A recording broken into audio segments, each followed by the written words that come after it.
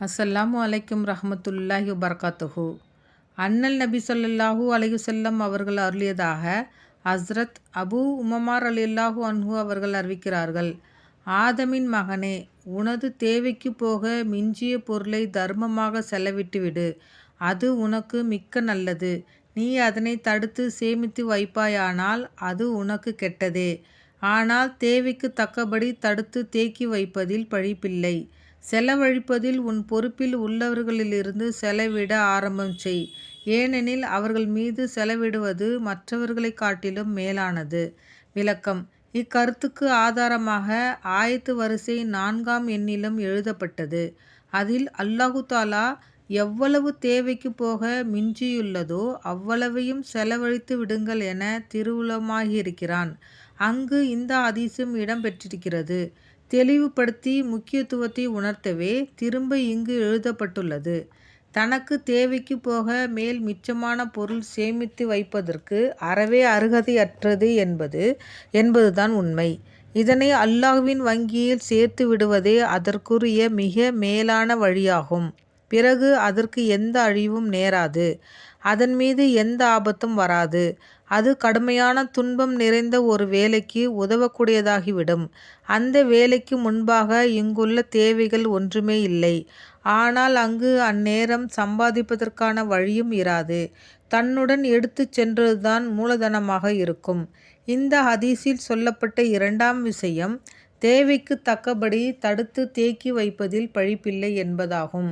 அதாவது உண்மையாகவே எவ்வளவு தேவையுள்ளதோ அஃதல்லாமல் வாழ்க்கை கழிப்பது சிரமமாகிவிடும் அல்லது கை நீட்டி யாசகம் கேட்கும் அவல நிலை உண்டாகிவிடும் என்றிருந்தால் அந்த அளவு பொருளை பாதுகாத்து வைப்பதில் எவ்வித பழிப்புமில்லை என்பதாம்.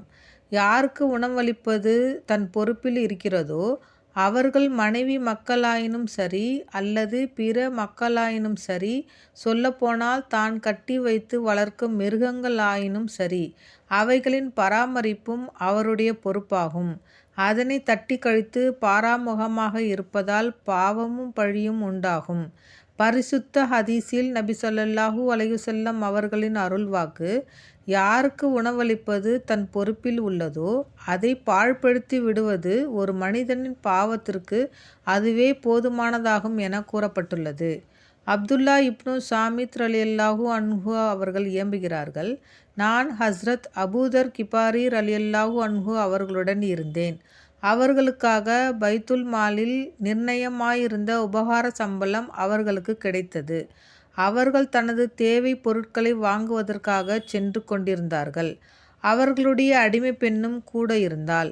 அவள் அவர்களுக்கு தேவையானதை வாங்கி கொண்டிருந்தாள்.